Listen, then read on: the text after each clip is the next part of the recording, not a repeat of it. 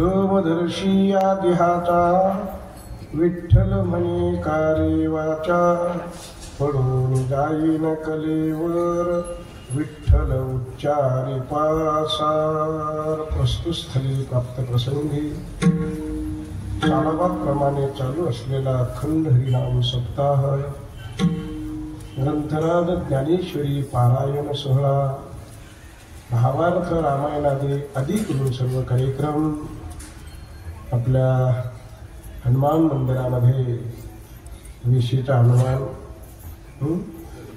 हा कोकण वेश हनुमान मंदिर या मंदिराच्या प्रांगणामध्ये अतिशय भव्य दिव्य उत्सव आपण गेले अनेक वर्षापासून करीत आलेलो आहोत।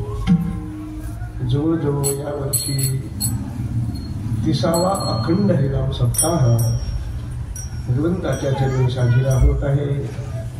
समस्त गावकरी मंडळी बिडकीनकर मोठ्या आनंदाने उल्हासाच्या वातावरणात चालू असलेला हा उत्सव आहे। माझे परमश्री परमपूज्य हरिभक्ती परायण आरगडे महाराजांच्या मार्गदर्शनाने गायक वादक टाळकरी आपण सगळे बहुश्रुत श्रोत्र वर्ग सर्वांच्या उपस्थितीत भगवंताच्या चरणी सेवा समर्पित करायची आहे। सेवेकरता घेतलेला अभंग कैवल्याचा पुतळा चैतन्याचा जिव्हाळा साधकांची मायबाप संत शिरोमणी ज्ञानेश्वर माऊलीचा आहे। अभंग 3 चरणाचा आहे। अतिशय छोटासा अभंग आहे, पण एकदा जर समजला तर आपलं कल्याण होणार आहे।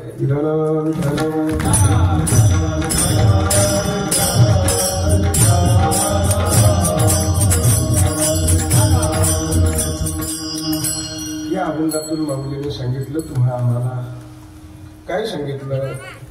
माऊलीने एक सांगितलं, हे बघा माझ्या जीवनामध्ये एक दृढ निश्चय झालेला आहे। कोणाच्या जीवनातला? ज्ञानेश्वर माऊलीच्या जीवनातला। माझ्या म्हणजे माझ्या नाही घ्यायचं। माऊली सांगतात माझ्या जीवनामध्ये एक दृढ निश्चय झालेला आहे आणि तो दृढ निश्चय होण्याकरता माझे श्रीगुरु त्याला कारण आहे। माझ्या श्रीगुरूने मला मार्गदर्शन केलं, अभय हस्त दिला आणि मला एक दृढ निश्चय करण्याचा जो श्रीगुरूंनी सतत प्रयत्न केला तो दृढ निश्चय माझ्या जीवनामध्ये झाला। कारण काही निश्चय माणसाच्या जीवनामध्ये आयुष्य गेलं तरी होतच नाही, पण माऊली म्हणतात झाला।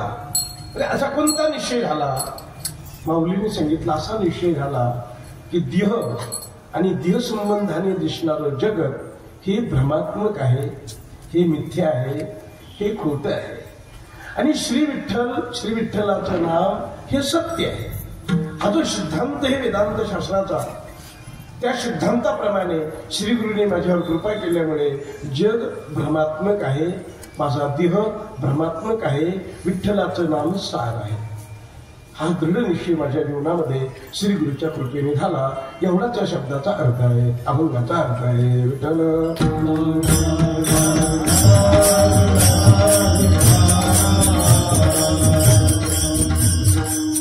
ज्ञानोबरायला हा दृढ निश्चय करण्याची का गरज भासली असावी की जग खोट आहे आणि देव खरा आहे?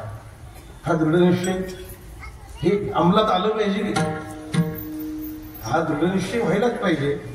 ज्ञानेश्वर महाराजासारख्याचा झाला, मग ज्ञानोबरायाने आपल्याला सांगितलं, आपल्याला कशा करता सांगितलं?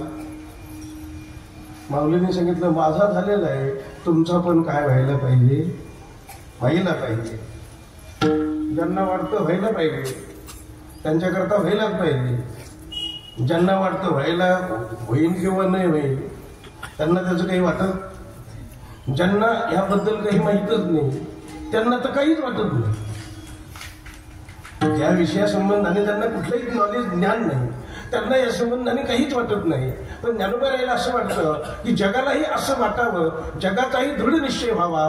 काय निश्चय व्हावा की देह आणि देह संबंधाने सर्व दिसणारं जगत भ्रमात्मक आहे आणि विठ्ठलाचं नाम सार आहे, असं ज्ञानेश्वर माऊलीला वाटतं। स्वतः त्यांना वाटलं आणि त्यांना जे वाटलं ते त्यांनी आपल्याला सांगितलं। कशाकरता सांगितलं? आपल्यालाही वाटावं म्हणून। विठ्ठल विठ्ठल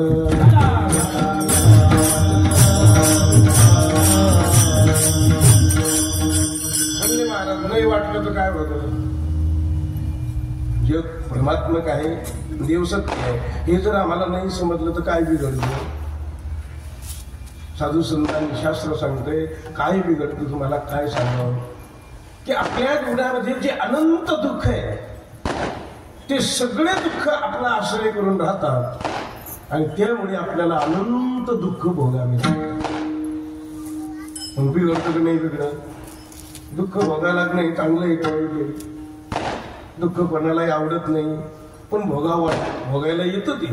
मग जगतरूपी देहरूपी या भ्रमात्मक जगाशी आपण जर सत्य म्हणून संबंध ठेवला तर आपल्याला रडायचं काम पडतं. आणि म्हणून ज्ञानेश्वर महाराजाला आपला कळवळा आला, अरे बाबा जगाचं रडणं संपलं पाहिजे. रडणं संपल्याशिवाय जग सुखी राहणार नाही. म्हणून जग सुखी राहण्याकरता त्यांना एकमेव औषध आहे, त्याचं नाव ब्रह्मज्ञान. ब्रह्मज्ञानाविना माणसं खरे सुखी होऊ शकत नाही. ब्रह्मज्ञानाविना माणसं खोटे सुखी होतात. दिसायला सुखी दिसतात पण दुसऱ्यांनी विचारल्यावर कळतं की हे सुखी दिसत. माणसाचा स्वभाव कसा आहे? माणसाचा असा स्वभाव आहे, दुसऱ्याला सुखी समजणे. विठ्ठल विठ्ठल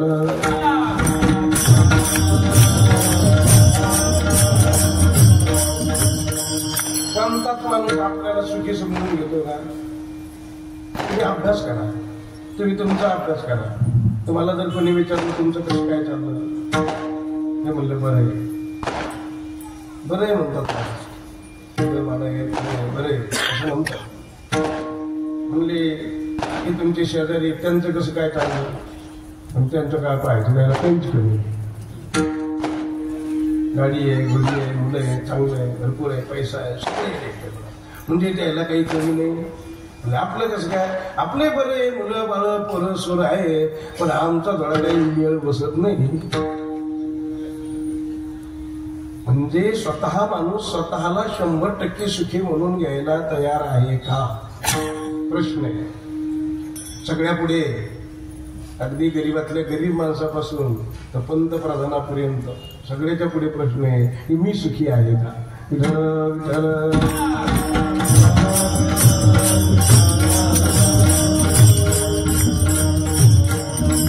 तुम्ही कोणालाही विचारा, मोठमोठ्या लोकांना जाऊन विचारा तुम्ही सुखी आहेत का? ते म्हणते आजच्या घडीला आहे, आता उद्या काय होईल नाही सांगता. पुढे काय होईल नाही सांगताय.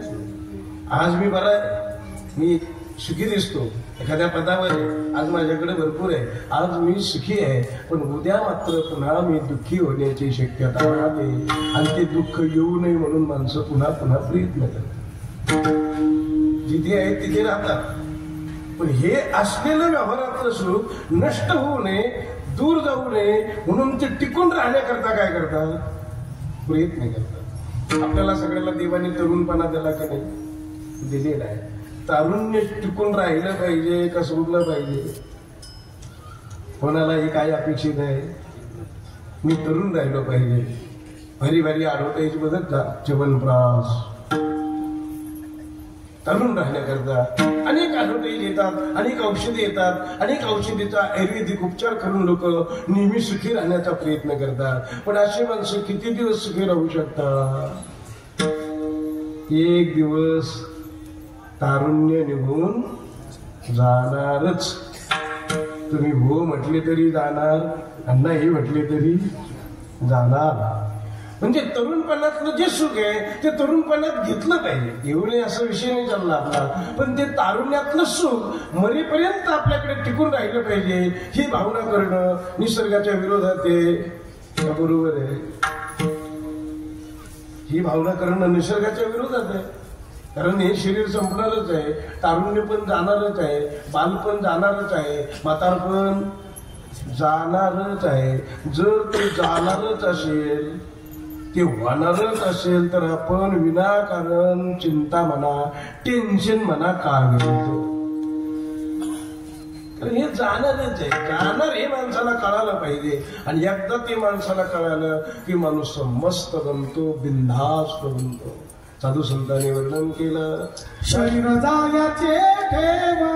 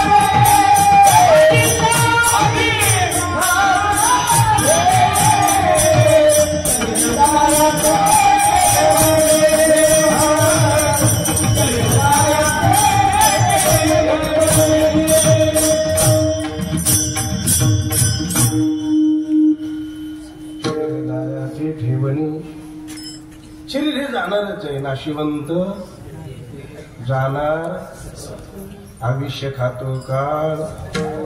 इथं बसलेल्या माणसापैकी कोणाला माहित नाही देह जाणार आहे म्हणून? सांगा. सगळ्याला माहिती देह जाणार आहे. याला काळोबा खाणारे सगळ्याला माहिती आहे. अगदी अडाणी माणसापासून ज्ञानी माणसापर्यंत, ऐकायला बसलेल्या माणसापासून तर सांगणाऱ्या महाराजापर्यंत नाशिवंत देह. एकदा काय झालं, एक वाघ होता. वय झालं त्याचं. वय झाल्यामुळे हिंडता फिरता येत नव्हतं. शिकार भेटत नव्हती. शिकार न भेटल्यामुळे रस्त्याच्या कडेला आपला बसून राहायचा इकडं तिकडं. आलं एखाद्याचा पट्ट्यात तर पकडायचं. आता काय करणार, शरीर चालत नाही म्हणलं. थकल्यावर काय म्हणून बसला, निवांत बसायचा. एक दिवस असं सहज पोलं रस्त्याने चालत होतं. त्यांनी पाहिलंच नाही, इकडं तिकडं आपलं चाललं मस्त मजेत. आणि एकदम वाघाच्या समोर आलं. वाघाने लगेच फंजा टाकला. एकदम तो वाघाचा जे हरी झाला. पहिल्याचं कसं झालं असं, पण असं लट लट लट कापायला. कोला घाबरलं, थोडं मागं सरकलं. शांत उभा राहिला. वाघाने थांब थांब म्हणे. मी कीर्तनाला गेलो होतो रात्री. रात्रीच्या महाराजांनी सांगितलं देह जाणार आहे, शरीर जाणार आहे, पण एक काम करावं माणसाने, पुरुषार्थ करावा. नाशक्या देहाकडून काही चांगलं करून घ्यावं. देशाकरता जगाकरता बलिदान द्यावं. त्याची कीर्ती होती. पुतळे उभे राहतात.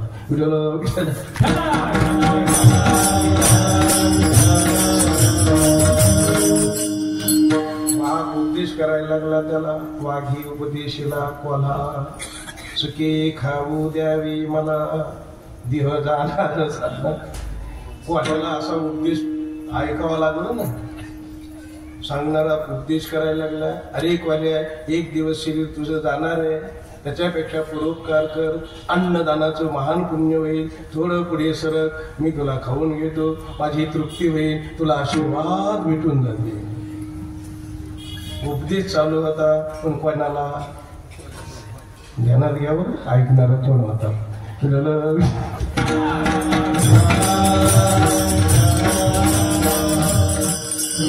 सांगणारा वाघ होता ना ऐकणारा एकच नव्हता. कोले सांगणारा वाघोबा आणि ऐकणारे काही नाही. सांगणारा वाघ होता, ऐकणारा कोल्हा होता. असा उपदेश सुरू झाला. मला म्हटला वा वा वा म्हणले. वाघ महाराज, तुम्ही फार चांगला निवाडा केला. देह जाणार आहे, परोपकार होणार आहे. मी सुद्धा असं ऐकलेलं आहे, मराच्या टायमाला उपोषण करून जर मेलं तर तो वृद्धगतीला जातो.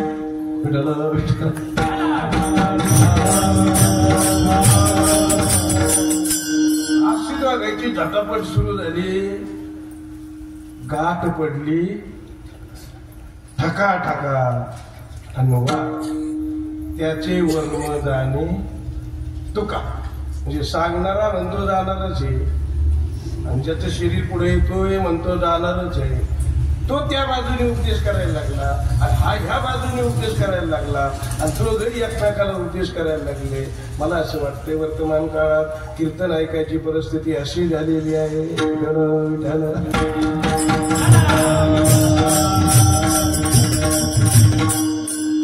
सांगणारी अशी हुशार, अशी भारी भारी सांगते. आपल्याला वाटतं महाराज सांगते ते खरंच आहे बरं, असं वाटत ना. ऐकताना वाटतं माणसाला वा वा वा महाराजांनी बरोबर सांगितलं. पण महाराज काही गावातून लवकर निघत नाही. थोडे पुढे जरी गेले तरी समाधान होत नाही. पुन्हा माघार आल्याशिवाय राहत नाही. म्हणजे महाराजांचीही आसक्ती सुटत नाही, आणि ऐकणाराची आसक्ती सुटत नाही. हे तुकोबरायांनी जे पंचतंत्रातलं उदाहरण सांगितलं, कशा करता सांगितलं? गाठ पडली ठका ठका, अशी ठकाठकीची गाठी बिठी झाल्या, आणि त्याच्यामुळे सगळे सोहळे चालू आहे. लोकांच्या जीवनात परिवर्तन होत नाही. लोक संस्कारी बनायला तयार नाही. लोकांचा अहंकार द्यायला तयार नाही. समाजामध्ये परमार्थाची जी सूक्ष्म बाजू असते ती लवकरात लवकर सर्व लोकांच्या जीवनात तयार होत नाही. म्हणून महाराज सांगतात, माझा विषय काढलेला आहे की देह संबंधाने. की ज्ञानेश्वर माऊली आपल्याला सांगतात, बाबा हा देह जो आहे ना हा जाणार आहे, नाशवंत आहे. कोणाचा जरी असला तरी जाणारच आहे.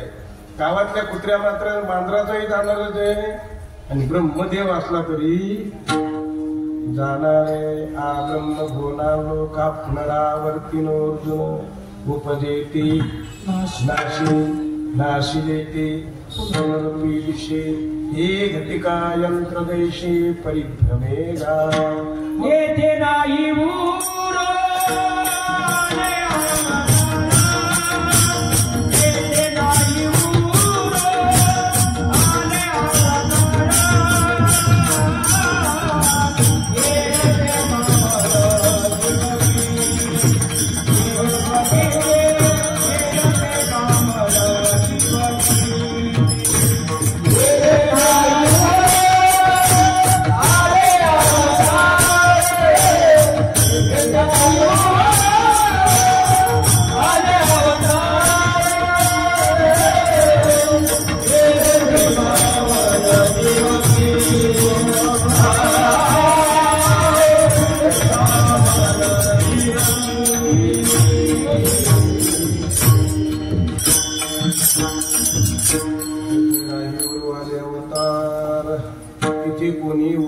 उरणार नाही, उरायला आलं नाही. जाणार म्हणजे जाणार. मग जाणार हे जे मी म्हणायला लागलो हे खरं आहे का खोटं आहे? जाणार हे जे वाक्य माझं हे खरं आहे का खोटं आहे? खरं आहे, अगदी खरं आहे. पण आपल्याला खरं वाटतं का खोटं वाटतं? आपल्याला जर ते देह जाणार आहे याचं भान राहत नसेल तर आपल्याला देह खरा वाटायला लागला आणि खरं वाटणं हा भ्रम झाला. भ्रम कशाला म्हणतात? भ्रम म्हणजे जिथे जी वस्तू नाही असणारी वस्तू एक वेगळी राहते आणि त्याच्याकडे पाहिल्यानंतर वेगळं दिसतं, त्याला भ्रम. आपण रस्त्याने चाललो, संध्याकाळचा टाइम होता, शेतातून येत होतो, मध्यंतरी असं काहीतरी दिसलं, माणूस एकदम थांबला.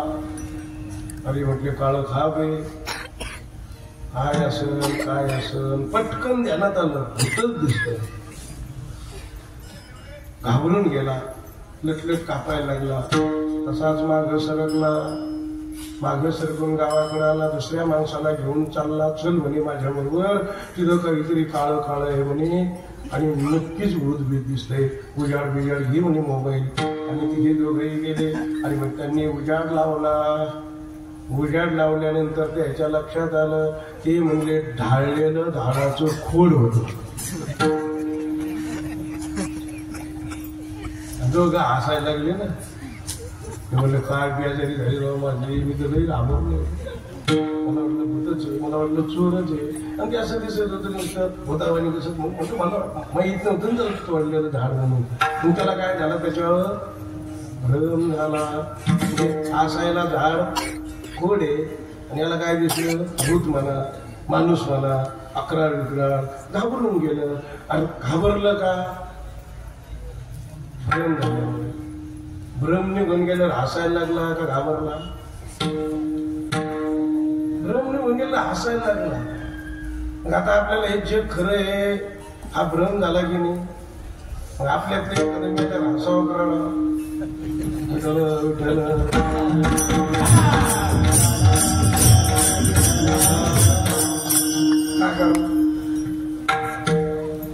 हसा गेल्या म्हणे लवकर जर शिक.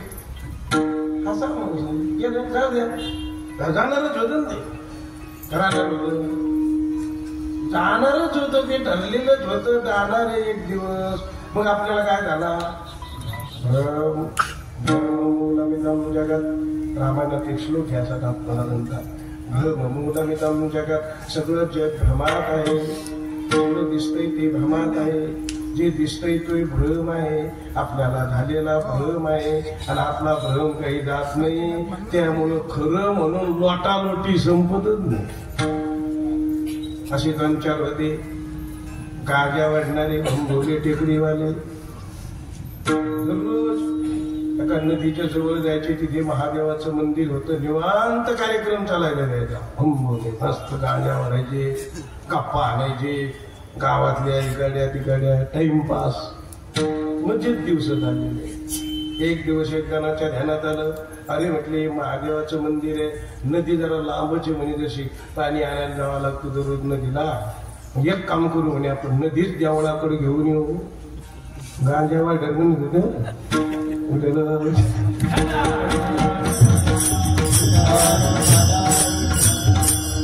गांजा वाढलेले काय बोलते सांगते. नदी झालं म्हणे इकडं. दुसरा थोडसा जाग्या राहता. म्हटलं हे पावळा त्या नदी इकडे आणता येईल का? अवघडी नाही, कशी आणता येईल नदी अलीकडे? नदी नाही आणता येणार, नदी नाही आणता येणार, असं त्यांचे विचार विनिमय सुरू झाला. एक जण म्हटलं हे जमन राह. म्हणजे कोणतं मंदिर लोटीत नेलं तर जमून. म्हणजे बरोबर ही आयडिया चांगली. काढले सगळे कपडे, तुझे कपडे पडून आणि लोटा म्हणे हर हर महादेव. पार्वतीची लोटी होते. गावा घुम झाले लोटून लोटून लोटून. तेवढ्यात गावातला एक माणूस आला समोरून. त्यांनी पाहिलं, अरे काय कपडे काढले ते दर लोटीने. त्यांनी सगळेचेच कपडे उचलले आणि घेऊनच गेला. मजा केली त्यांनी. कपडे हे लढता लढता एक जण म्हणे किती लांब गेलं मी बघतो. पुढे गेला पाहायला लागला इकडं तिकडं. त्याच्या पक्क लक्षात आलं मंदिर ढकललं म्हणे, बरंच ढकललं. हो म्हणे लई ढकललं म्हणे, पण आता आपल्याला गावात जावं लागेल. आपले कपडे दबले म्हणजे त्याच्या खाली.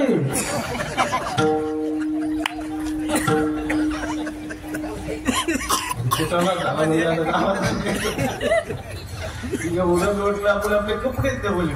कपडे एखादा कपडा शिल्लक नाही. म्हणजे आता गावात जाता येणार नाही. म्हणजे मग आता काय करावं लागेल? कपडे काढे शिकत जाते लोटा म्हणजे मागे. आता काय करावं?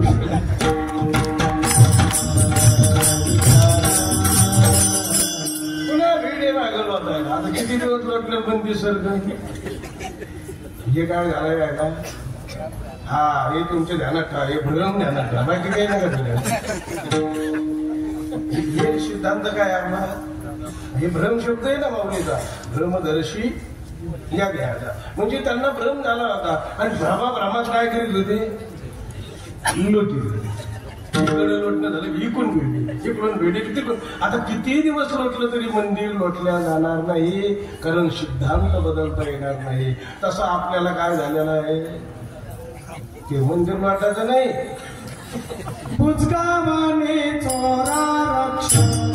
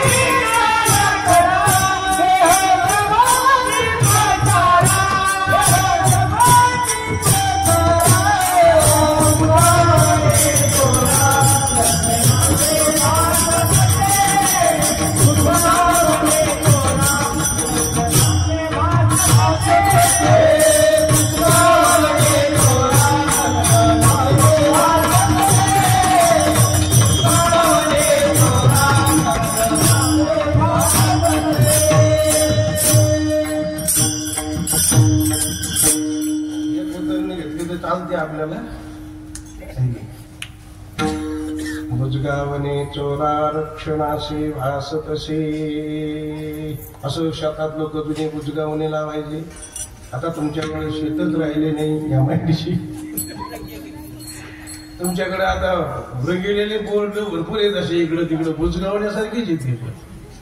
बुजगावणे जुन्या काळात असे ते बुजगावणे लावायचे. लांबून जर हरणांनी पाहिलं तर ते घाबरायचं, मागं सरकायचं, असं हलायचं ते वाऱ्याने. पण पाहून पाहून पाहून त्याच्या लक्षात येतं, पाखराच्या लक्षात येतं, अरे हे नुसतं हलत काही नाही, हे नुसतं बुजगावणं दिसतं. पाखराला चांगलं समजतं, जनावराला चांगलं समजतं, मग त्याच्या बुडाला येऊन खाते. तुकोबरायाने तसंच आपल्याला सांगितलं रे धिया काय खरा ध्येय संबंधी पसारा बुजगावणे चोरा रक्षणशी भासतसे. आपल्याला भ्रम झालेला आहे. भ्रमाचे दोन प्रकार आहेत बरं का. भ्रमाचे किती? दोन प्रकार. एक म्हणजे संवादी भ्रम आणि दुसरा म्हणजे विसंवादी भ्रम. भ्रमच पण दोन प्रकार. संवादी भ्रम त्याला म्हणत जावं की ज्या भ्रमाच्या नादी आपण लागल्यानंतर आपलं काम चांगलं होतं, फायदा होतो, व्हायला जात नाही. आणि विसंवादी भ्रम त्याला म्हणत जावं की त्या भ्रमाच्या नादी लागल्यानंतर आपली पक्की फसवणूक होते, त्याला म्हणावं विसंवादी भ्रम. उदाहरण म्हणून लक्षात घ्या. एक कपाट होतं, त्याला बारीक बारीक बारीक छिद्र होते त्या कपाटाला. त्याच्यामध्ये 2 खाणे होते. 2 खाण्यामध्ये एका खाण्यामध्ये घर मालकाने दिवा लावून ठेवलेला होता. एका खाण्यात त्या छिद्रातून ते प्रकाश बाहेर दिसायचा. आणि एका खाण्यामध्ये हिरा ठेवलेला होता. त्याच्यातून त्याचाही प्रकाश बाहेर दिसायचा, त्याचाही प्रकाश बाहेर दिसायचा, दोन्हीतूनही प्रकाश दिसायचा. 2 माणसं तिथे आले. जरा बेकार नजरेचे होते. बेकार नजरेचे म्हणजे समजलं ना, नजर चांगली नव्हती. 2 माणसांनी पाहिलं, एकमेकाला कुणीलं. हे बघ म्हणे उजाड येतो याच्यातून, याच्यात हिरे ठेवलेले. हे बघ म्हणे कसे चमकू राहिले, त्याच्यातून आतून हिरे, नक्कीच हिरे असते. घ्यायचे म्हणे चोरून. नंतर चांगली नव्हती. घरात कोणी नव्हतं. ते म्हणले ठीक आहे आत्ताच बोली करतो, इकडचं मा. दुसरा म्हणला इकडचं माझा, हे माझा. दुसरा म्हणला हे माझा. दोघंही धावत पळत गेले. दोघांनी प्रयत्न केले आणि दरवाजे कपाट उघडले. उघडल्यानंतर एक जणाच्या हाताला काय लागलं? दिव्याचा उजाड. उजाड लागला.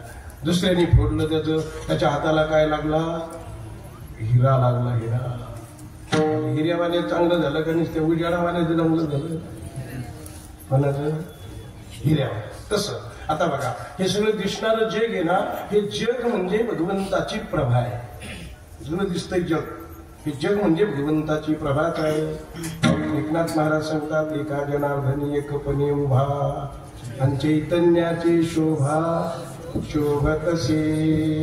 प्रभा आहे की नाही? प्रकाश आहे आपल्याला. म्हणून असा असणारा प्रकाश. आणि या प्रकाशाचं आपल्याला ज्ञान नसल्यामुळे आपल्याला जगाचा अधिष्ठानाचं ज्ञान होत नाही, नुसत्या प्रकाशाचं ज्ञान आहे. नुसत्या प्रकाशाचं ज्ञान झाल्यामुळे असं वाटायला लागलं हे दिसतंय ना जग, जगाची हीच खरी आहे. हे दिसणारे जग आहे ना हेच खरे असं वाटायला लागलं. आणि खऱ्या संताला असं वाटायला लागलं हे दिसणारं खरं नाही, याचं अधिष्ठान खरं आहे. विठ्ठल विठ्ठल.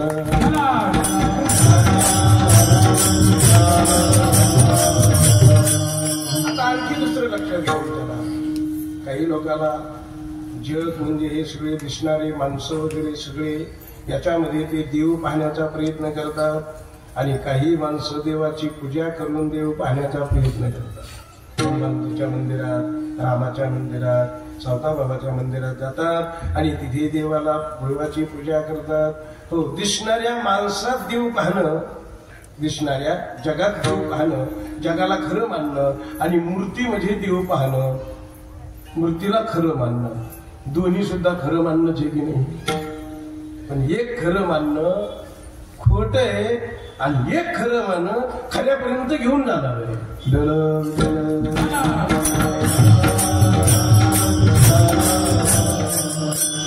लक्षात येईल तुमच्या की हे दिसणारं जग आहे, दिसणारं जग हे खोट आहे. हे एक दिवस आपलं दुःख देऊन जाणार आहे. आणि मूर्तीची पूजा करणं हे एक दिवस आपल्याला परब्रह्मापर्यंत घेऊन जाणार आहे. किती गरज आहे. म्हणून राम मंदिराची काय आहे? गरज आहे की नाही? गरज आहे. काय गरज आहे? कारण राम हे जे दिसणारं शरीर रामाचं, दिसणारी मूर्ती असू द्या, कोणत्याही देवाची मूर्ती असू द्या, ती मूर्ती राहणार आहे का जाणार आहे? मूर्ती कशी काय राहील? किती दिवस राहील?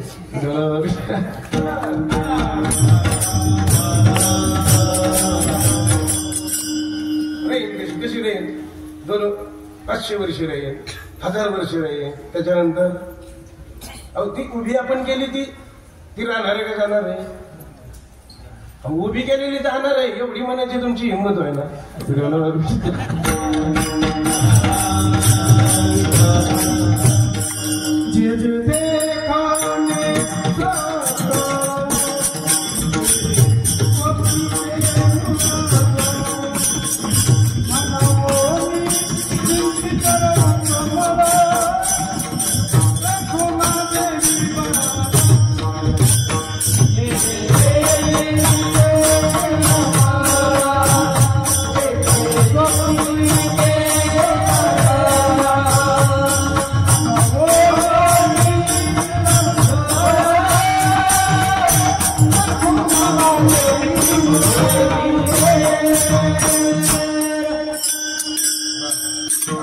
सावताबाबाची मूर्ती कशी होती आपण जुनी काढून नवीन कशी की नाही, पहिली संपली की नाही. कोणतंही मंदिर असू द्या 200-100 वर्ष झाल्यावर ते जीर्ण होतं. जीर्ण झाल्यावर त्याचा उद्धार करावा लागतो, म्हणजे नवं बांधावं लागतं. म्हणजे हे ते जे दिसतंय तुम्हाला मूर्ती सुद्धा ही सुद्धा जाणारच आहे. आणि हे जग सुद्धा दोन्ही पण जाणार आहे. लक्षात ठेवा, माझा बोलण्यातला भाव लक्षात घ्या. जग जाणार आहे ते जाणारच आहे. तिथेच आपलं मन गुंतलं तर दुःख होणार आहे. आणि देवाची जी मूर्ती आहे त्या देवाला जर समजून घेतलं की या मूर्ती म्हणजे जो देव आहे तो खरा देव आहे. ही मूर्तीला आकार देणारी जी वस्तू आहे, सोनं नाणं काय असेल, चांदी लाकूड दगड, हे सगळं नष्ट होणार आहे. मूर्तीतून काय घ्यायचं? देव घ्यायचा. केला मातेचा पशुपती. हे पैठणला महिला जातात परवणी आल्या, गंगेमध्ये आंघोळ करतात. लय महादेव पण पैठणमध्ये, पण तिकडं जायला कुठं टाइम राहत जायला, तिथं गर्दी राहते. कुठं बाहेर लागतात. महिला मंडळ काय करते? आई गेले लगेच तुमच्या पाठी सगळ्याच्या लगेच बाळा अशी अशी गोड मारायची, लगेच तिथे बसायचं, गंगेतलं पाणी घ्यायचं, लगेच कैलास राणा शिवचंद्र महादेवाची पूजा, नंद रूप दीप सगळं महिला मंडळी तिथे 10-5 मिनिटात पूजा करतात. महादेवाचं दर्शन घेतात, बिचाऱ्या निघून जातात. मग तिथं जाणारं येतात, नाही तर जाणारासारखी माणसं येतात. बघत नाही ते झाली काय असं उधळून लागले, मोडून टाकले, मोडून जात ते. मग त्या बाईनी पूजा केली, वाळूची पूजा केली का देवाची पूजा केली? लक्षात घ्यायचे. ती पूजा त्या बाईने ज्यावेळेस केली त्यावेळेस तिची भावना महादेवाशी होती, म्हणून महादेवाच्या माध्यमातून पूजा केलेली आहे. ती पूजा महादेवाला जाऊन पोहोचते. मातीच्या ठिकाणीच राहिली ना, त्याचा काही संबंध नाही. आपल्या घरामध्ये कधी अडचणी येतात. अडचणी आल्यानंतर मूर्ती नसते गणपती बाप्पाची, मग ब्राह्मण म्हणतात सुपारी घेऊन या, ठेवाई दे सुपारी. भगवंत महाकाय पाणी गंध धूप दीप नैवेद्य अशी सगळी गणपतीची आरती पूजा करून घेतात. कशाचा गणपती राहतो? सुपारीचा गणपती राहतो. सगळे पाहुणे रावळे जेवले, जेवल्यानंतर म्हणले आणा सुपारी, कापून द्या ना, द्यायला काही बिघडत नाही. बिघडत म्हणजे ज्या गणपतीची सुपारी म्हणून आपण गणपती पूजा केली, त्याचं आवाहन केलं, त्याचं विसर्जन केलं. आता सुपारीच राहिली, सुपारी गणपती झाली नाही. गणपती गणपतीचे, देव देवच आहे, हे देव आपल्याला समजला पाहिजे. त्याकरता मूर्ती पूजा सुद्धा संवादी भ्रम आहे.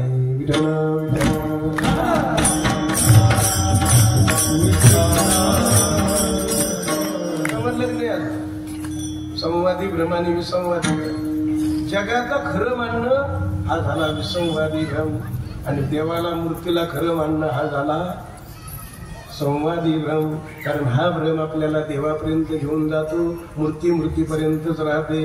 म्हणून भारत देशामध्ये अनेक लोक आहेत, आपले हिंदू लोक आहेत की ते मूर्तीपूजा मानत नाही. निर्गुण देव म्हणते नुसता, निर्गुण निराकार. मला वाटतं बिलकिन करायला चांगला अनुभव आला. विठाला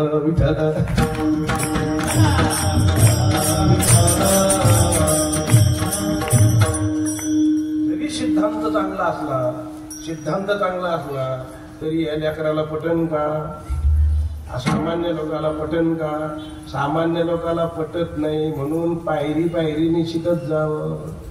पहिलीच्या वर्गात पहिलं जावं, नंतर दुसरीच्या जावं, असं क्रमाक्रमाने जावं आणि मग अव्यक्त निराकार नाही ज्या या परमात्म्यापर्यंत जावं. पण लोक तशा क्रमाने जात नाही. एकदमच वर गेल्यावर जमत कधी, एकदम वर गेल्यावर मराठीत म्हणतात भाडका झाला.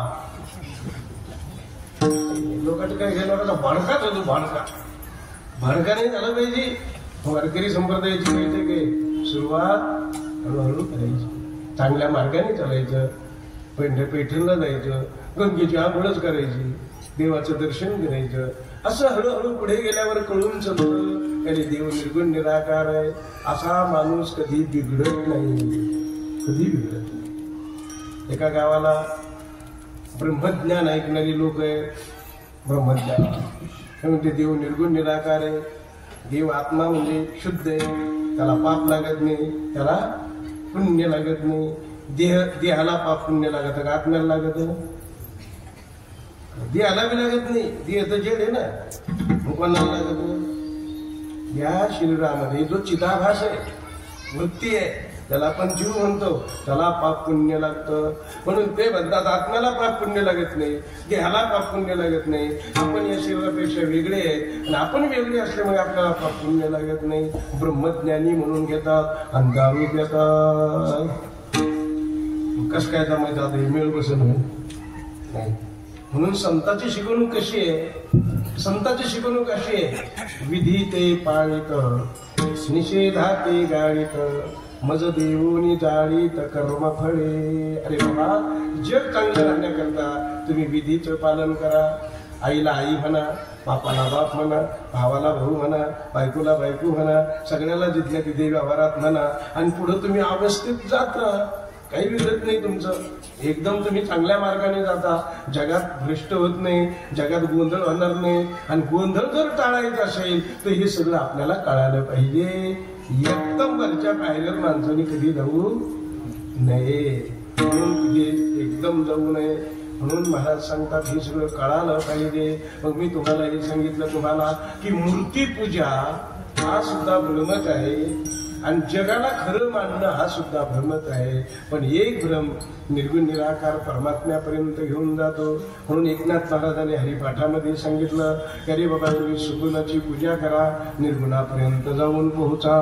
निर्गुणी पावले सगुणी, निर्गुणी पावले सगुणी, निर्गुणी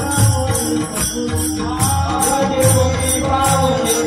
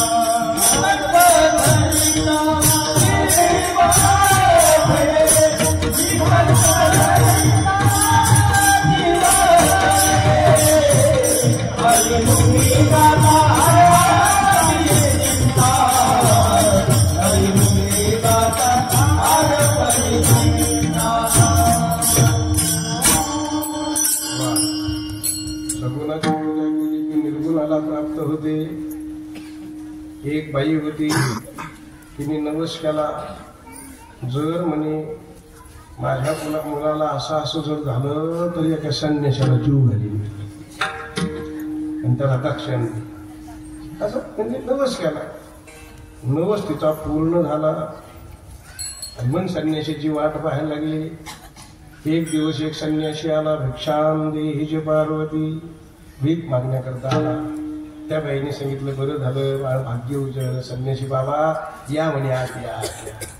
त्या संन्याशाला आत घेतलं, बसायला पाठ दिला, पाणी दिलं आणि बाबा माझा नवस होता, आता तुम्हाला थोडा टाइम द्या म्हणे आम्हाला आणि आम्ही स्वयंपाक करतो आणि जेवण करूनच जा, तसं काही जाऊ नका. त्यांनी सांगितलं काही हरकत नाही. संन्यासी विचारा बसला. बाईने सुंदर स्वयंपाक केला, सुंदर ताट वाढलं, अगदी दक्षिणा ठेवली 500 रुपये, भरपूर दक्षिणा, 500 रुपये दक्षिणा. संन्यासाचं दर्शन झालं, देवन संन्यासाचं पोटभर झालं. बाईला त्याने आशीर्वाद दिला. संन्यासी बिचारा निघून गेला. आपल्या झोपड्यावर गेलो, ड्रेस उतरून ठेवला.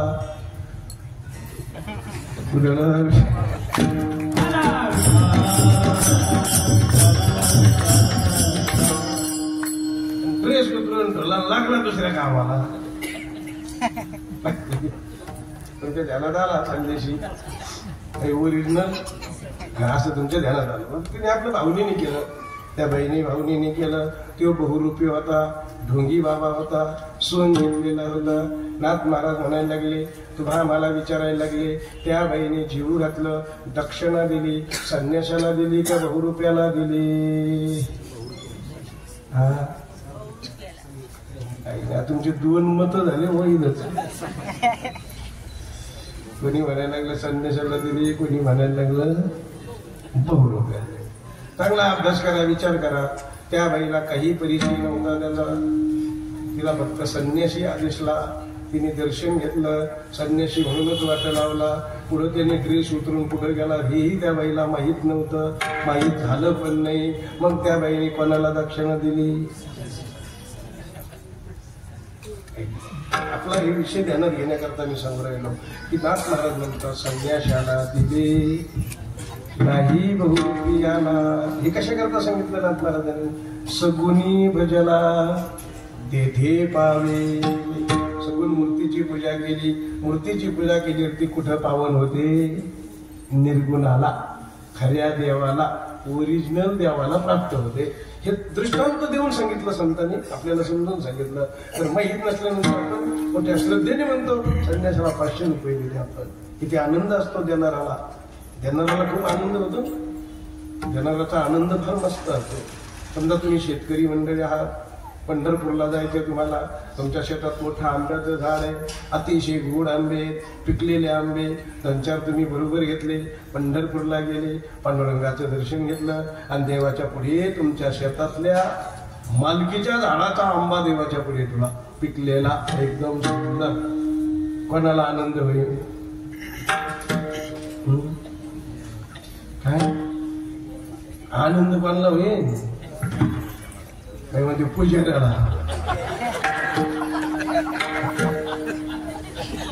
भारी आंबा आला. काही म्हणतील पुजाऱ्याला आनंद होईल, काही काही म्हणते देवाला आनंद होईल, कोणाला आनंद होईल?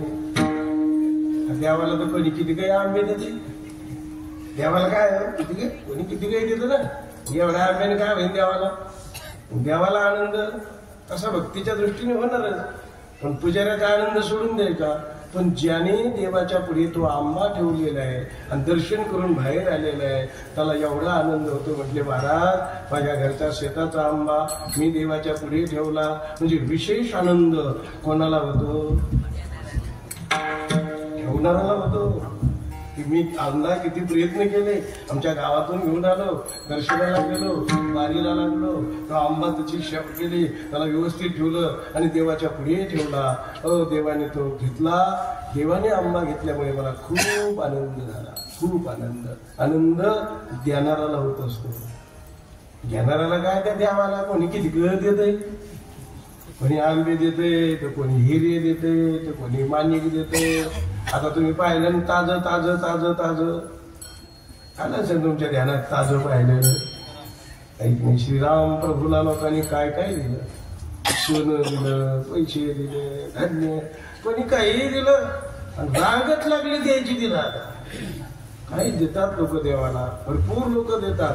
पण देत असताना देवाला काही नाही. देव भावाचा भुकेला आहे, प्रेमाचा भुकेलेला आहे. तुम्ही प्रेमाने एवढा एवढा आंबा जरी ठेवला आणि मग आपल्याला आनंद होतो की खरंच मी आंबा ठेवला देवाच्या पुढे, पंढरीत जाऊन ठेवला, तेवढा आनंद होतो. म्हणजे आनंद कोणाला आहे? आपल्याला आहे. आपणच दिलं पाहिजे. आपण देवाच्या पुढे ठेवलं पाहिजे आणि मग देवाला आनंद होतो. देव म्हणतात पत्रम पुष्पम फलम तोयम यो मे भक्त्या प्रयश्यति तदुहं भक्त पुरुत मश्नामि प्रियतात्मनः. शबरीची बोरं रामाने खाल्ली. रामाने बोरं खाल्ल्यामुळे रामाला आनंद झाला का शबरीला आनंद झाला?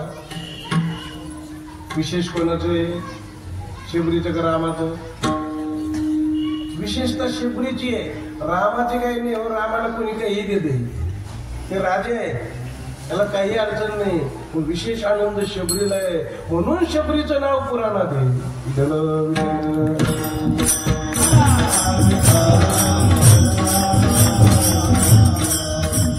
नमने उच्चिष्ट अथवा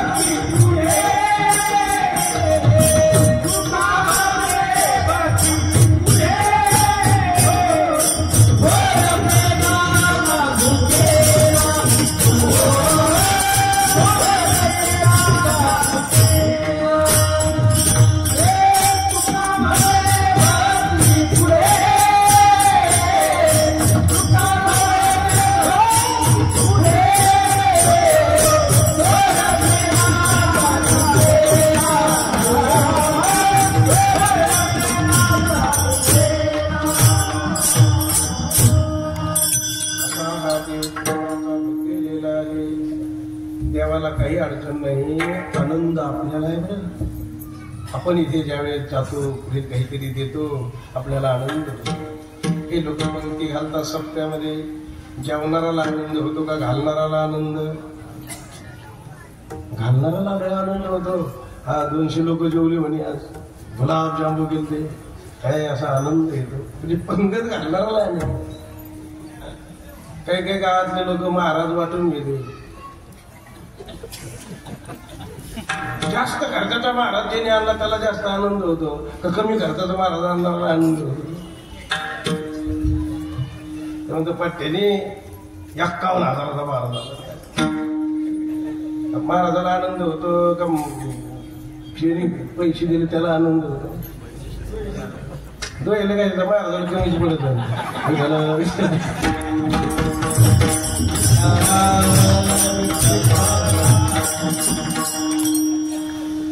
महाराजाला नाही आवडत, ते दररोजच दे, त्याला काय त्याचे दररोजच दे.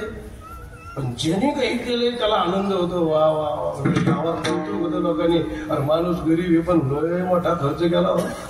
लोकांनाही कौतुक होतं, त्यालाही आनंद होतो आपण खर्च केल्यामुळे. माझा विषय काय चालला, आपण दान करतो, काही कोणाला देतो, देवाला देतो, गेल्यानंतर आपल्याला काय होतो? आनंद होतो.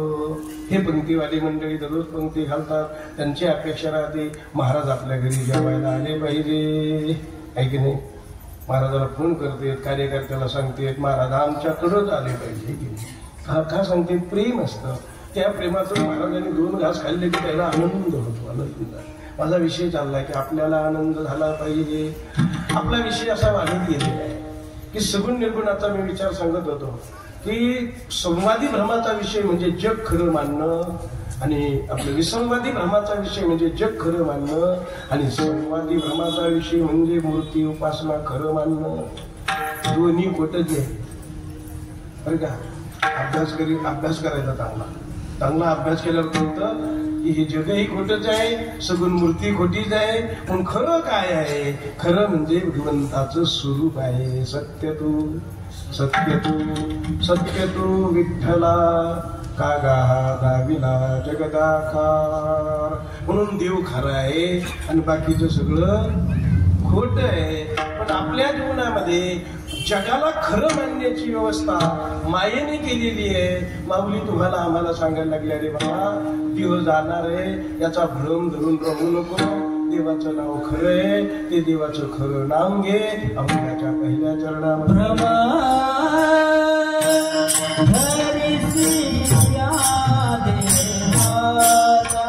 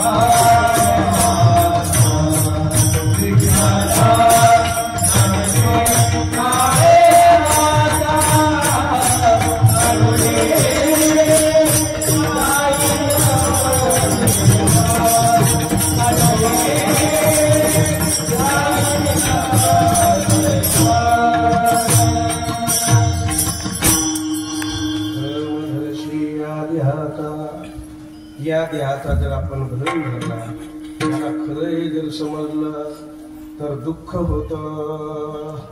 आता देह हा खरा नाही. का खरा नाही? कशामुळे खरा नाही? एक लक्षात घ्यायचं, पृथ्वी, आप, तेज, वायू आणि आकाश हे पंचमहाभूत आहे. त्या पंचमहाभूतापासून जग बनलेलं आहे आणि देह सुद्धा पंचमहाभूतापासून बनला. हे पुढे जे आपल्याला दिसतंय लोखंड, त्याचा सुद्धा किती भूत आहे? पंचमहा. त्याच्यात पृथ्वी आहे, याच्यात आप आहे म्हणजे पाणी आहे. तुम्ही म्हणाल काही सांगता महाराजाच्या पुढं पाणी आहे ना, काही नाही म्हणताल की नाही तुम्ही. पण सिद्धांत असा आहे, पंचमहाभूताशिवाय कोणतीच वस्तू बनत नाही. फक्त फरक राहतो, त्याचा अंश असतो. एखाद्या भूताचा अंश त्याच्यात कमी राहतो, एखाद्या भूताचा अंश जादा राहतो. 5 पैकी अंश राहतात वेगळे. आता हे वर पाखरं फिरतील ना, या पाखरामध्ये पृथ्वी, आप, तेज, वायू आणि आकाश यापैकी त्या पाखरामध्ये पृथ्वीचा अंश कमी राहतो, जलाचा अंश कमी राहतो, आकाशाचा अंश जादा राहतो, वायूचा अंश जादा राहतो, तेजाचा अंश जादा राहतो आणि पृथ्वी आणि आप थोडं कमी राहतं. म्हणून ते आकाशात फिरू शकतात. पण क्वालिटी बनवता येईल. जशी जशी देवाने बनवलं, ते जे अंश कमी अधिक केले तसे तसे शरीर बनले ना, तसे बनले. कमी असलं कमी अधिक तसं शरीर बनतं. हो. आता आणखी लक्षात घ्या, ज्या भूतामध्ये, ज्या शरीरामध्ये पृथ्वीचा अंश जादा राहतो, पाण्याचा अंश जादा राहतो, ते शरीर जादा करून जमिनीत राहतात, जमिनीच्या संबंधात. आता डुकरं आहे, डुकरामध्ये कोणाचा अंश जादा राहतो? पृथ्वीचा अंश. पाण्याचा अंश जादा राहतो म्हणून ते पाणी पृथ्वीच्या संबंधित राहणार. पृथ्वीचं तोंड घालतात. पेरलेलं किती नीट तासाने प्याला, आणि त्या डुकराच्या का मनात आलं तर ते बी तासच धरतो, सगळं खाऊन टाकते बी बियाणे. माझा विषय लक्षात घ्या, पाखराला ते जमणार नाही. का? कारण त्यांच्यात पृथ्वीचा अंश कमी आहे. म्हणून ज्यांच्यात पृथ्वीचा, पाण्याचा अंश जादा राहतो त्यांचे डोके जड राहतात. माणसामध्ये बरं, आपलं पण लक्षात घ्यायचंय, आपल्यामध्ये पृथ्वीचा, जलाचा अंश जादा असला की बुद्धी काम करीत नाही. ढल विठ्ठल.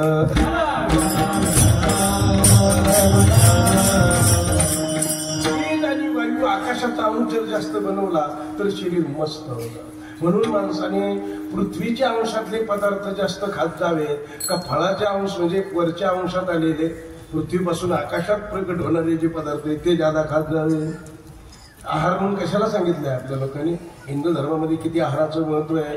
म्हणून जेवढा तुम्ही स्वच्छ आणि निर्मळ आहार खातात तेवढी तुमची बुद्धी शुद्ध होते, शरीर शुद्ध होत चालतं. पृथ्वीचे, पाण्याचे अंश कमी होऊन जातात आणि तेजाचे जर अंश तयार झाले व वायूचा अंश जर तयार झाला, आकाशाचा अंश जर विशेष तयार झाला तर ज्ञानेश्वर माऊली योग्याचे वर्णन करतात. लाघव घे वायूचे, जे आप आणि पृथ्वीचे अंश नाही.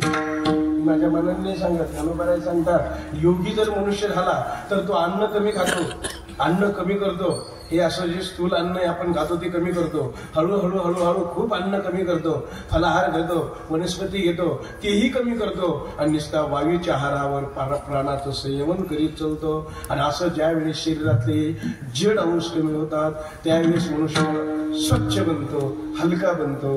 ज्ञानेश्वर माऊली तर म्हणतात योगी आकाशातून चलू शकतो. ज्ञानेश्वर माऊली म्हणतात, मला का विचारू, ज्ञानेश्वर माऊली म्हणतात तो पाण्यावर चालू शकतो, तो आकाशात राहू शकतो. योग्याला इथून तिथे जाता येतं, वनाला योग्याला. हे कोणी सांगितलं? ज्ञानेश्वर माऊलीने सांगितलं. तुम्हाला पटत असलं तर घ्या, नसलं पटत तर सोडून द्या, आम्हाला काय करायचं. विज्ञान युगातले लोक पटून घेत नाही, नका का घ्यायला पटत, काय करायचं आपल्याला. पण माऊलीने सांगितलं योगी झाल्यानंतर हो त्याला सगळ्या लोकांच्या मनातलं कळतं. मनोगत ओळखे मुंगेचे, मुंगीचं मनोगत ओळखतं, योग्याला कळतं, आपल्यासारख्या भोग्याला ते कळत. योगी, भोगी म्हणजे भोगी. भोगी म्हणजे आपल्याकरता हिंदू धर्मात एक सणच करून ठेवला भोगी. सक्रातीच्या अगोदर एक दिवस भोगी. भोगी म्हणजे स्वयंपाक करताना सरळ नाही करायचा, म्हणजे एका वस्तूचा नाही करायचा, सगळं त्याच्यात मिश्र करायचं. भोगी म्हणजे सगळे भोग भोगायचे, चट टाकायचे त्या भाजीमध्ये, अनेक पदार्थ टाकायचे, भोग भोगायचे. भोगी लोकाला कधीच हे कळणार नाही, पण योगी लोकाला मात्र नक्कीच हे कळतं, अनुभव येतो. मी आपल्याला काय विषय सांगतो, कोणती वस्तू असू द्या त्याच्यात पृथ्वी, आप, तेज, वायू, आकाश हे आपलं शरीर बनलं. किती व्यवस्था देवाने केल्या. पाणी घ्यायची व्यवस्था केली, बाहेर टाकायची व्यवस्था केली, अन्न घ्यायची व्यवस्था केली, त्याचे फिल्टर करायची व्यवस्था, त्या किडन्या दिल्या, रक्त, अमुक काय देवाने व्यवस्था केली. हवा घ्यायची व्यवस्था केली, बाहेर सोडायची पण व्यवस्था केली नाही देवाने हे शरीराला. मग आता हे शरीर जसं बनलं तसं भारतामध्ये म्हणा, जगामध्ये म्हणा, कोणी असू द्या, कोणती वस्तू बनवू द्या, एवढ्या व्यवस्था कराव्याच लागतात. लोखंडाच्या बनवा, एवढ्या व्यवस्था कराव्याच लागतात. गाडी बनवा, गाडीला पण एवढ्या व्यवस्था लागतात. खाद्य द्यावं लागतं, हवा द्यावा लागते, सोडायची व्यवस्था लागते. गाडी लोखंडाची, गाडी लोखंडाची. पाण्याची व्यवस्था करावी लागते, तिला खाद्य द्यावं लागतं. काय द्यावं लागत नाही माणसासारखं, तिला विचार करा. सगळं द्यावं लागतं, तेव्हा ती गाडी चालते. एखादी कंपनी उभं करायची ठरली, कंपनी सुद्धा जमते का अशी बिगर एखादं सोडून त्यातलं नाही जमत. सगळंच लागतं. कंपनीला पाणी लागतं, अग्नी लागतो, वायू लागतो, सगळं आकाश सगळं लागतं. त्याच वेळेस ती वस्तू बनवल्या जाते. म्हणून हे शरीर जे आपलं बनलेलं आहे, कशाचं बनलेलं आहे? पंचमहाभूताचं बनलेलं आहे. पंचमहाभूतापासून बनलं.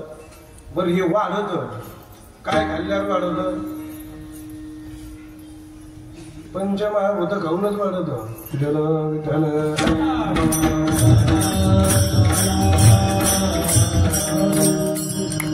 काही खा. कशातून निर्माण झालं? पंचमहाभूतापासून अन्न निर्माण झालं. पाऊस आहे, जमीन आहे, वारा आहे, आकाश आहे, ऊन पडलं, वाळलं, मग पक्व झालं. म्हणजे सगळं हे पंचमहाभूतापासून अन्न तयार होतं. आणि ते अन्न आपण खातो आणि त्याच्यावर शरीर आपलं वाढत चालतं. आणि एक दिवस एक पंचमहाभूताचं शरीर कुठं जातं? वैकुंठाला. शेखी जाता तासी देवेला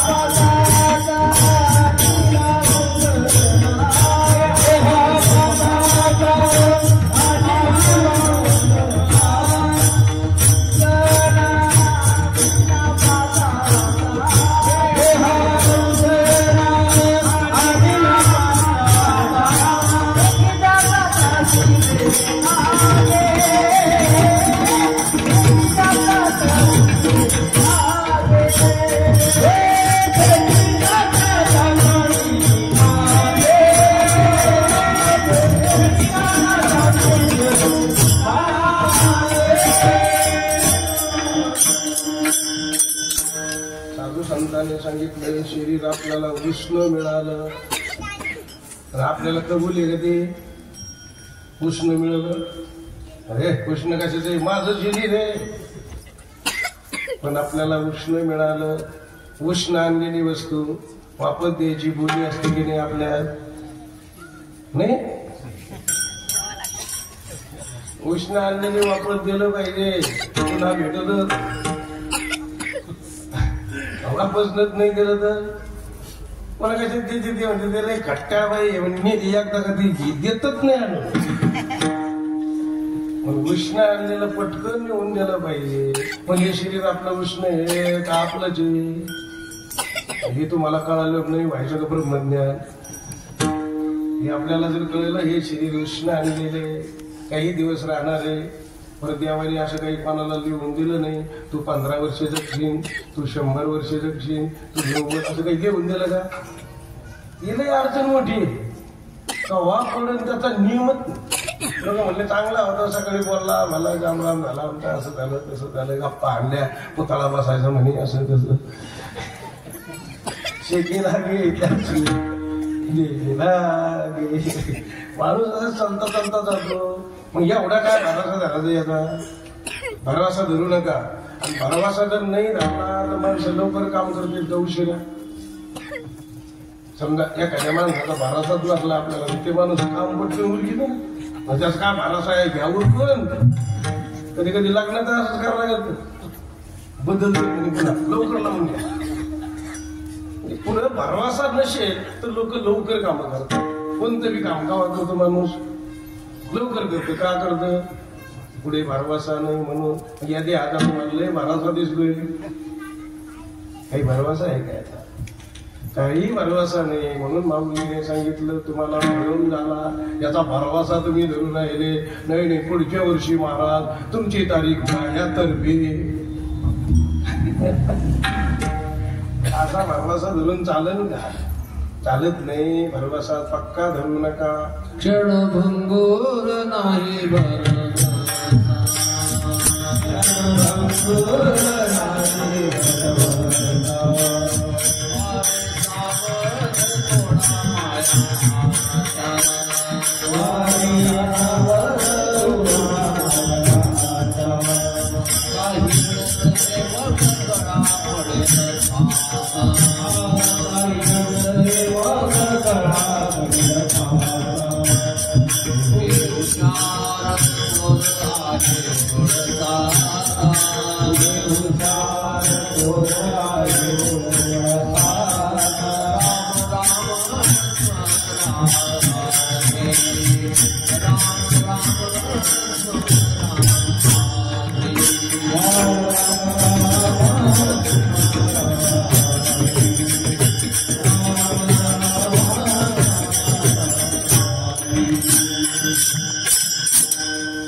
कोणी भरोशाचं नाही.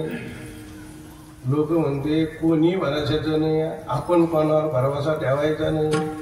पण स्वतःचा भरवसा नाही हे कुठं त्याच्या ध्यानात आहे. लोक कोणी भरवशाचे नाही असं लोकांना कळतं, पण मीच भरवशाचं नाही कुठं कळतंय. शरीर भरवशाचं नाही कुठं कळतं. कळलं पाहिजे.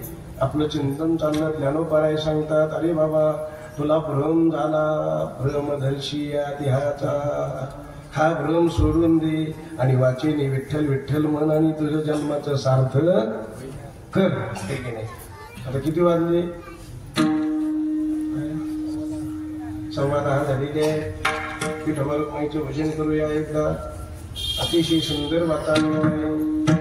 म्हणजे आरगडे महाराज वारकरी संप्रदायातले गायक वादक तर आहेत, पण कीर्तनकार पण आहे. त्याच्यामुळे पखवाजे गायक वादक अगदी वारकऱ्यातल्या आमच्यासारख्या जुन्या माणसाला आवडण असेल. आता नवीन लोकांना नाही आवडत. त्याला लय आवाज लागत. त्या आवाजाचा काय भरोसा धरला तर तेच आम्हाला कळालं. आवाज कमी असावा. मृदंग गोड वाजावा, धीमी धीमी मृदंग वाजावा. हरी कथा करावी, भगवंताचं भजन कीर्तन चांगलं व्हावं. तुम्ही पक्का ऐकाले आता काही गायन ऐकाले आता यातले 2-4 असतील पक्काचे गायक ऐकले. महिलाला विचारतो तुम्ही काय ऐकाले आता? ते म्हणजे महाराजाचे 2 शब्द ऐकायला येतो. मी पप्पाचे काही ऐकूनच देत नाही. गायक वादक असे शिस्तबद्ध वातावरण असावं, कमी आवाज असावा आणि भजन कीर्तन चांगलं होत जावं ही आमच्या भावना आहे. आणि म्हणून आम्ही कुठे कुठे जातो तिथे सात्विक वातावरण भेटतं. बिडकीनला सात्विक वातावरण भेटतं बरं का. कारण मला आता बरीच वर्षे झाली. लोक पाण्यात महाराजाला टिकून देत नाही, पण मला कसं काय टिकलं मला प्रेम आहे तुमचं सगळ्याचं. प्रेमाने आपण सगळे एकत्रित येतो. वर्षातून तुमच्या गाठी भेटी होत्या नाही तर कुठे भेटी होत्या बरं सांगा बरं. तुम्ही सगळे प्रेमाने भेटता. हे सगळे मी आल्या इथं 5-6 माणसं होते. सगळे माझ्या ओळखीचे जुनी माणसं येऊन बसले. वा चला म्हटले आज आपले बाबा येणार आहेत. मोठ्या प्रेमाने मंडळी येऊन बसतात. मोठी श्रद्धा आहे, सगळ्यांचं प्रेम आहे. आणि त्या प्रेमाच्या माध्यमातून सालाबादप्रमाणे कीर्तन सेवा आपण आम्हाला देता बोलवता. आरगडी महाराजाला मी म्हणत असतो आता सगळे बदलले महाराज लोक. आता लोकांना तरुण महाराज पाहिजे आहे की नाही. तरुण वर्ग चांगला राहतो, चांगले सांगतात, व्यवस्थित त्यांच्या पद्धतीने चालतं. आपल्या या उत्सवामध्ये अनेक साधू संत येऊन गेले. भास्करगिरी बाबासारखे, गुंद काकासारखे, आणखी खूप संत येऊन गेले. बाकीचे संत एक वर्षी येते, दुसऱ्या वर्षी आपल्याला तारखेच भेटत नाही, काही अडचणी येतात. पण आम्ही आपली सेवा करीत राहतो. या दृष्टीने तुमचा आमचा ऋणानुबंध आहे. कर्मधर्म संयोगाने तारीखही मिळते. आमच्या मागे दुसरे काही उद्योग नाही आहे की नाही. भजन कीर्तन नामस्मरण एवढाच उद्योग असल्यामुळे सगळी मंडळी मोठ्या प्रेमाने फोन करता, आमंत्रण देता, आपल्या गावापर्यंत येणं घडतं. अतिशय सुंदर भव्य दिव्य सात्विक वातावरणामध्ये आणि ज्ञानेश्वरीच्या पारायणाचा सोहळा आपल्या गावात होतो. कारण कार्यकर्ता करून येणारी माणसं जर चांगले भेटले ना नक्कीच गावाचं चांगलं होतं. पारायण झाले पाहिजे, ज्ञानेश्वरीचे पारायण झाले पाहिजे, अनुष्ठान झालं पाहिजे, लोकांची मनं बिघडली नाही पाहिजे. नाहीतर हार घालायला रांग लागली. काल परवा गेलो एका गावात 15 लोकांनी हार घातले. मी त्यांना म्हटलं आता तुम्ही मला जसे हार घातले तसे मी तुम्हाला आता माळी घालतो म्हणलं.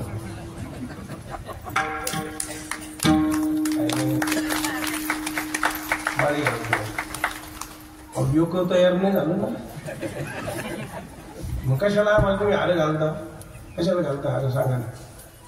दारू पिऊन येता आम्हाला हार घालता. तुम्ही तर सुधरत नाही पण आम्हाला बिघडलं तुम्ही लोकांनी.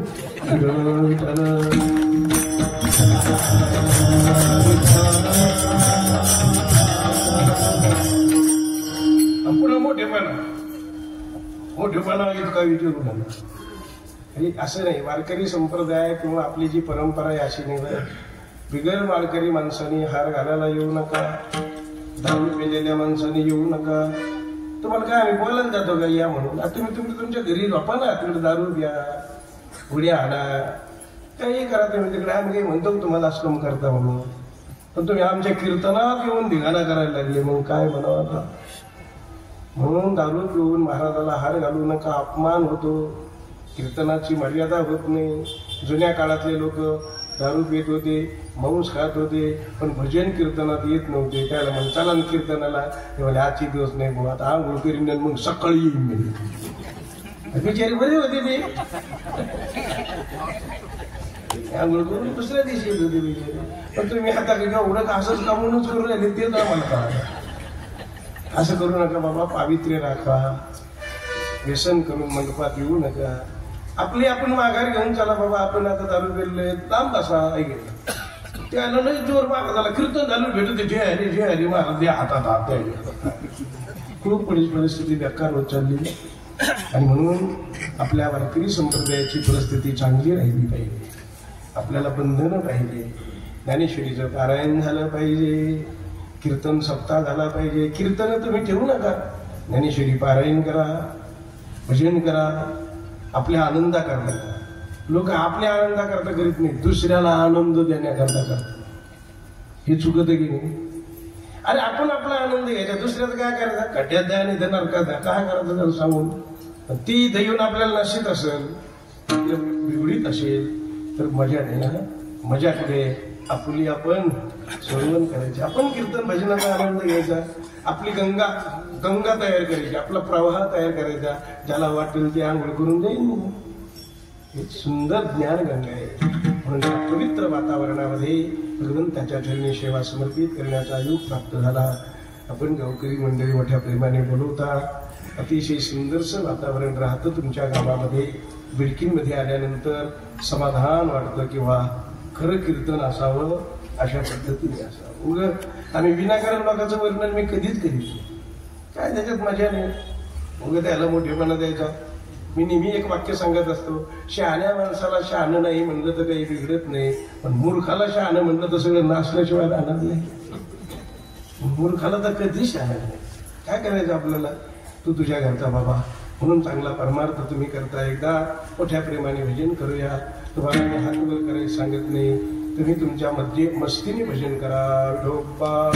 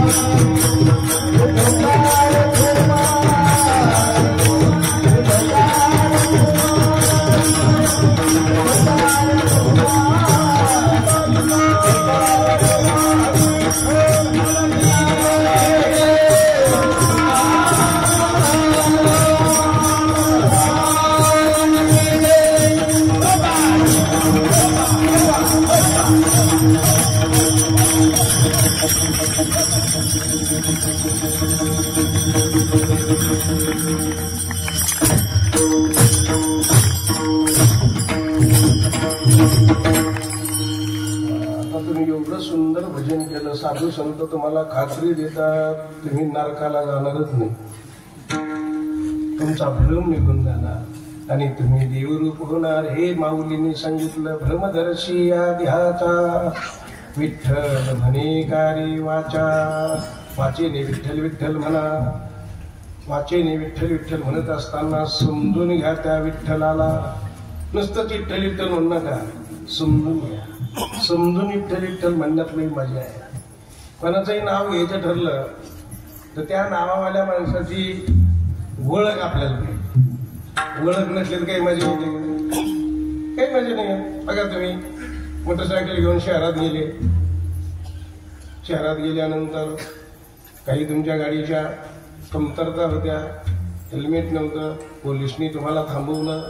आबा म्हणे पावती पाडा, तो फोटो तर म्हणलं नाही नाही असं करू नका साहेब, असं नाही तसं नाही, मी बिडकीहून आलेलो आहे.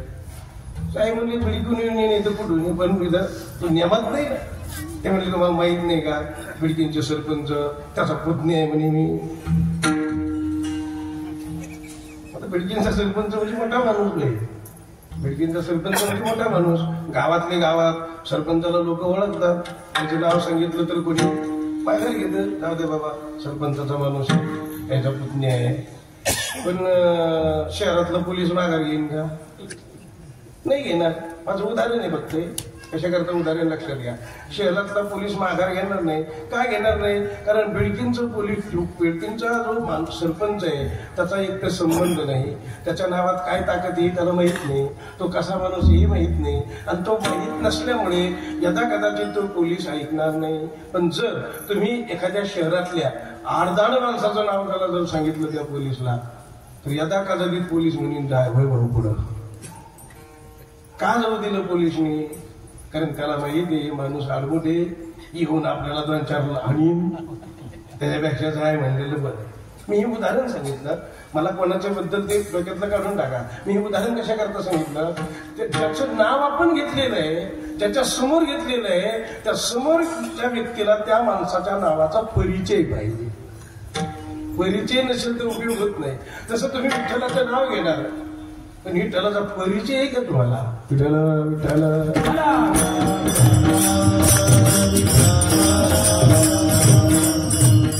परिचय म्हणजे समजलं ना. त्या देवाचं लक्षण माहित पाहिजे.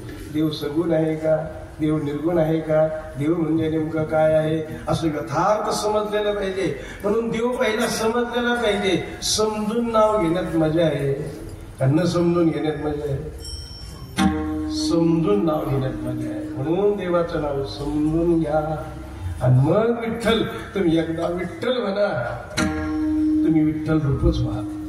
किती मजा आहे. आता ही आम जनता देवाचं नाव घेते पण समजून घेत नाही. विठ्ठल विठ्ठल विठ्ठल विठ्ठल म्हणत आहे. ज्ञानेश्वर माऊलीच्या दिंडीत लोक चालतात, नाथ महाराजाच्या दिंडीत लोक चालतात, माऊली माऊली माऊली माऊली करीत चालतात, तोंडाने माऊली माऊली म्हणतात. आणि कोणी केळं वाटेत असलं की रांग सोडून लगेच तिकडे पळत नाही. काय माऊली माऊली चालली. चहा वाटत असलं की रांग धरले रांगेला. म्हणजे माऊली आपल्याला खायला देतात याच्यावर त्याचा भरवसा आहे का? नाही भरवसा. म्हणजे घ्या रांगेला लागा संध्याकाळच्या भेटायचं नाही असं. म्हणजे यांचा देवावर भरवसा नाही, यांना देव कळालेला नाही. आणि न कळालेले लोक किती काही नामस्मरण करताना देतात, फलद्रूप होत नाही. आणि कळालेली माणसं जर नामस्मरण करीत असतील तर त्याच्यात किती आनंद आहे. परमानंद अजी मानशी असा परमानंद प्राप्त होतो. म्हणून देवाचं नाव समजून घ्या. विठ्ठलाला चांगलं समजा. काय समजा? अरे पुढे दिसणारा जो विठ्ठल आहे ते माझं स्वरूप आहे, मीच विठ्ठल आहे आणि मीच विठ्ठल आहे असं समजून जर देवाचं भजन केलं तर त्या भजनात एवढा आनंद असतो, त्या आनंदाला पारावार नाही. हे सगळं समजलं पाहिजे. म्हणून देवाचं नाव चांगलं घ्या. म्हणून माऊलीने सांगितलं विठ्ठल म्हणकारी वाचेने विठ्ठल विठ्ठल म्हण. शरीराचा भरवसा धरू नको. एक दिवस ते पडून जाणार आहे, पडून जाईल कलेवर. विठ्ठल उच्चारी पासार. माऊली म्हणतात तुम्हाला ते नाही अनुभवाला यायचं पण माझ्या अनुभवात नक्कीच आलेले. बापर खुमादेवरू अभय करू, मस्तके ठेवला हा निर्धारू निर्धारू. माऊली म्हणतात श्रीगुरूंनी माझ्यावर कृपा केली. मला कळालं जे खोटे देव मिथ्या आहे आणि देव सत्य आहे हे मला कळालं. कशामुळे कळालं? नाही कीर्तन ऐकले म्हणून कळालं का? पंक्ती घातल्या म्हणून कळालं का? नाही. काय उत्तर आहे त्याचं लक्षात ठेवा. श्रीगुरूची कृपा झाली. गुरुनी मला सांगितलं. गूढगम्य ज्ञान मला गुरुनी दिलं. ज्ञान गूढगम्य ज्ञानदेवाला धरे, निवृत्तीने निधले माझ्या हाती. आणि म्हणून गुरुच्या दर्शनामुळे, गुरुच्या कृपेमुळे मला सगळं कळून चाललं आणि माझा दृढ निश्चय झाला की जग खोटे आहे आणि देव खरा आहे. आता आपल्याला कुठं जायचंय? या मार्गाने जायचं असेल तर हे मार्ग ध्यानात ठेवा की जगाचा निश्चय व्हावा. जग खोटे आहे आणि देव सत्य आहे. मस्तकी ठेविला हा निर्धारू. निर्धारू म्हणजे दृढ निश्चय झाला. असा ज्ञानोबरायचा दृढ निश्चय होता. आपलाही जर दृढ निश्चय व्हावा वाटत असेल तर आपण सुद्धा चांगली परमार्थ करा, शुद्ध परमार्थ करा, स्वच्छ परमार्थ करा. आणि असा शुद्ध परमार्थ करीत करीत जर आपण गेलो तर नक्कीच आपल्याला वाटतं बरं का जग खोटं आहे, देव खरं आहे.